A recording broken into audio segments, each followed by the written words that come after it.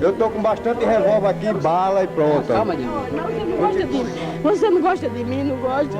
Você disse... Não tem jogo. A polícia quer um jogo, vai fuleiro aí pra me matar na covardia. Não tem jogo, não. Esses três amigos fizeram história nas décadas de 80 e 90. Eles eram assassinos em série e tocaram o terror dentro e fora de um lugar conhecido como Caldeirão do Diabo. No final das contas, todos tiveram um desfecho impressionante com direito a traição e muito sangue. Nesse vídeo você vai conhecer o Paulo Queixada, o Demir e o Naldinho do Mereto, o famosíssimo Trio Ternura, o terror dos prisioneiros da década de 80. Eu sou o Marcelo Milos, fica comigo que depois da vinheta eu te conto. O Trio Ternura da penitenciária João Chaves. Foi assim como ficou conhecido nacionalmente o encontro de três presidiários que viraram figurinha carimbada em programas policiais, né? Os três mataram vários detentos no complexo penal localizado em Igapó, em Natal, no Rio Grande do Norte. O lugar também foi apelidado carinhosamente de Caldeirão do Diabo. Vai vendo que a situação era muito tensa. O nome dos bandidos que formavam a temida gangue eram Paulo Nicásio da Silva, conhecido como Paulo Queixada, o Vladimir Alex Mendes de Oliveira, conhecido como Demir, e o Ivanaldo Félix da Silva, conhecido como Naldinho do Mereto. Juntos, eles tomaram conta do presídio de maneira brutal. Eles fizeram diversas vítimas, assumindo assim então uma espécie de liderança dentro desse presídio. Durante o período de aproximadamente 5 anos, os três personagens viraram assassinos dos mais sangue frio possíveis que você pode imaginar. E isso, de certa forma, essa má fama fez com que o trio acabasse se popularizando e colocasse medo nos outros detentos. Mas é aquela história, nem bandido confia em outro bandido. Então, em algum momento, as coisas ficaram bem tensas e sérias entre eles, fazendo com que acontecessem brigas, enfim, desestabilizando ali essa amizade que acabaria terminando então numa tragédia. O encontro do trio. Paulo Queixada, ele conheceu os dois outros assassinos quando foi preso, em 1983, após ele matar um médico e uma enfermeira num estacionamento da Universidade Federal do Rio Grande do Norte. O bandido já era um criminoso de alta periculosidade antes mesmo de causar lá na cadeia junto com seus outros dois comparsas, já que ele chegou até mesmo a a vítima e colocar fogo nos corpos depois. Logo depois desse crime terrível, foi conduzido então para a penitenciária Dr. João Chaves, que era a maior do estado naquela época. Lá, o Queixada conheceu então o Demir e o Naldinho, formando assim então o trio que colocava medo na cidade toda. Até mesmo as crianças que escutavam as histórias aterrorizantes do grupo ficavam temendo de medo. A mãe e os pais utilizavam essas histórias para colocar medo para as crianças não ficarem na rua, por exemplo, até tarde da noite. A falta de controle da vida dentro da penitenciária João Chaves fez com que os presos literalmente matassem uns aos outros, E nessa matança toda, quem se sobressairia seriam então os três, mas um era considerado então o chefão, No Caldeirão do Diabo, o Queixada ele ganhou o status de líder da cadeia. A condição foi ganha através de muito esforço, afinal de contas foram 13 detentos mortos ao longo dos anos. A liderança, claro, tinha divisão com ele e seus parças, o Demir e o Naldinho do Mereto. Esse que, aliás, retirava os olhos de suas vítimas para que elas não o pudessem reconhecer no inferno. Aliás, tem um detalhe interessante. Naldinho do Mereto era famoso de perversidade, de depois de matar suas vítimas, arrancar os olhos, que segundo ele, era para não se encontrar no inferno com suas vítimas, com os seus desafetos. Pagou com a vida, da mesma forma que ele tirou a vida de muitos. Segundo aqueles que conheceram o trio Ternura de João Chaves, o grupo teria até mesmo feito pactos demoníacos, prometendo um ser fiel ao outro diante de um pacto de sangue. Enfim, a popularidade dos três era tamanha que um fato curioso contado até nos dias de hoje é quando o líder, o Paulo Queixada, ele conseguiu um indulto para poder passar o Dia dos Pais em casa, E quando ele chegou na sua casa tinha uma fila enorme de pessoas, estavam na frente da casa dele só para poder vê-lo de perto.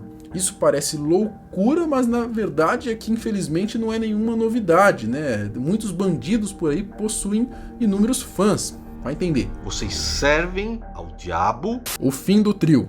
Bom, o trio que estava no comando então da penitenciária eram considerados celebridades, né? Enfim, para os bandidos as coisas até pareciam meio que ir bem, né? Tendo em vista o lugar que se encontravam. Mas com o tempo o clima entre eles começou a ficar meio estranho, né? Mesmo com um suposto pacto de fidelidade, ao que parece nenhum dos três tinham confiança um no outro. Então tretas sérias acabaram acontecendo, né? Os primeiros desentendimentos foram com o Demir e o Queixada. Então, quando chegou na cadeia, começou a jogar também os outros de encontro aqui, porque se eu tivesse de morrer pela mão dos camaradas, que ele já me jogou de encontro, acho que eu tava igual a peneira, todo furado, mas ainda bem que os caras não foram pela ideia dele, né?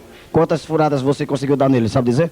Não, seu não, foi só 2 arranhão. Um pegou na bermuda assim, e outro pegou parece aqui na perna dele. Esse daqui foi só o da perna mesmo que ele levou. Como que foi? Você tinha algum estilete, algum tipo de arma? É, tem um negocinho que eu achei ali no banho de sol que eu tava tomando banho, achei lá, né? Tá aqui um pequeno, porém mortal, instrumento utilizado pelo Demir. Aliás, fica um registro aqui sobre as reportagens daquela época, né? Os caras entravam lá dentro, ficavam frente a frente com os criminosos, sangue frios, né? E tava ali de boa trocando ideia, né? É difícil pensar nisso hoje em dia. Mas então, traduzindo, o caldo do caldeirão do diabo já estava azedando para o trio, né? E o primeiro, que foi dessa direto para o inferno, foi o Naldinho do Mereto, em 1993. Por que o assassinato do Naldinho do Mereto? Por causa disso aqui no meu braço que ele fez, tá 40 dias, ia me matando, botou pro coração. Eu escapei, então ele não pode escapar. Você assume sozinho? Eu e o Fábio. Cadê o Fábio, o cara de jaca? Tá aí. Tá aí. Agora me diz uma coisa, daqui, quem foi que fez isso aqui com você? Ele que furou, foi ele que... Ele quem? O Naldinho do Mereto. O Naldinho do Mereto? Naldinho, pelo que eles dizem, era o preferido do chefe. Bom, ele era então o primeiro homem do Queixada, né? E talvez, será que isso fez o Demir ficar bravo e aí achar que ambos poderiam trair e matá-lo? Não sabemos, né? Até mesmo porque tem alguns lugares que falam que foi o Demir que matou o seu amigo e já outros lugares falam que o pequeno Naldo então foi morto por outros presidiários. Então vai saber, né? O fato foi que o Mereto morreu e o trio teve então a sua primeira perda. Um dos detentos que mais teve afinidade com Naldinho do Mereto é o Demir, que está aqui. Demir, você conheceu o Naldinho do Mereto aqui na colônia penal, Dr. João Chaves? Positivo. Como era o seu relacionamento com o Naldinho do Mereto aqui no presídio? O relacionamento com ele era o seguinte, nós dois éramos amigos e irmãos, certo? Rapaz, o seguinte é esse, eu enquanto puder zelar por essa última vida que eu tenho, eu zelo. Eu ando, se for possível, até em cima de um filho, 220, pra não morrer, né? Porque nós só temos uma vida, né? E quando eu morrer também, eu acho que eu não vou fazer falta pra ninguém não, que eu já matei um bocado também. A segunda perda do trio. Anos depois, em 1995, um crime teria a maior repercussão da história da penitenciária João Chaves. Era um dia de visita normal, onde os familiares dos presos estavam se despedindo ali dos seus parentes e amigos. No final da visita, quando todos já tinham passado pelo portão principal, era o momento então dos guardas começarem ali a tranca e a contagem dos internos, quando eles perceberam que estava faltando um. E adivinha quem era? O líder do bando, Paulo Queixada, né? No começo, os policiais pensavam que o Queixada tinha fugido, mas logo descobriram que o chefão da cadeia estava morto, esquartejado e enterrado. Ele foi encontrado na cela debaixo da rede de Demir, né? Porque tinha um outro interno ali que ele denunciou aos PMs que minutos antes o Demir teria lhe pedido um resto de cimento para poder tentar encobrir então o assassinato. Detento Paulo de Cássio da Silva, Paulo Queixada, foi morto e esquartejado por Valdemir Alex Nunes, o Demir, às 14 horas de domingo. O Demir tinha planejado tudo a sangue frio e acabou matando seu comparsa, né? E só um detalhe, o Demir arrancou todas as suas tripas para facilitar o trabalho do ITEP. Ele tinha a neura de que a qualquer momento seu amigo de matança poderia se voltar contra ele, por isso acabou fazendo o que fez. Ontem, por volta das 9 horas e 30 minutos, pelas informações, o Demir convidou o Paulo Queixada para tomar uma cachaça. Quando num descuido, aconteceu o pior. Uma primeira facada no pescoço, depois no coração, aí foram sucessivas cutiladas. Pelo que se sabe, foram mais de 100 perfurações no corpo de Paulo Queixada.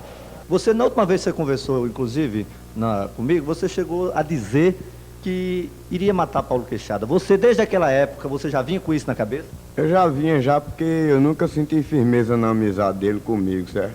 Após isso, então, o Demir acabou meio que virando o rei da cadeia, mas também não durou muito tempo, porque quando você vira ali o líder, né, o rei da parada, um alvo enorme é posto em sua cabeça, né? E aí você tem que tomar muito cuidado. E o último do trio acabou sendo morto por um novato da época chamado de Chocolate, que também era bem conhecido lá no Nordeste. Sendo assim, ele foi responsável então por eliminar o único sobrevivente dos 3 personagens que a gente contou a história, do trio Ternura, né? Que prometeram ser fiel entre uns aos outros aí, a pacto de sangue, mas nem assim eles foram, né? Dando fim, então, ao trio Ternura.